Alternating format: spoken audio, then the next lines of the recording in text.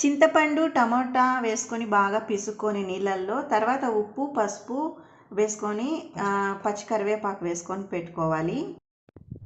తర్వాత జీలకర్ర మిరియాలు తెల్లగడ్డలు మెంతులు వేసుకొని బాగా దంచుకోవాలి. దంచుకున్న దాన్ని ఈ నీళ్ళల్లోనే వేసేసుకొని కలబెట్టేసుకోవాలి. ముందుగా కాగిన నూనెలో జీలకర్ర ఆవాలు వేసుకోవాలి. తర్వాత ఎండుమిరపకాయ కరివేపాకు వేసుకోవాలి. ఇది కాసేపు ఫ్రై చేసేసి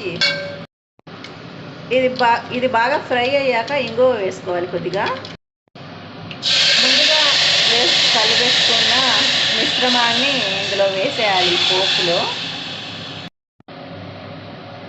ఇది బాగా చెల్లే వరకు ఉడికించుకోవాలి. తర్వాత మనకు రసం రెడీ అయిపోతుంది.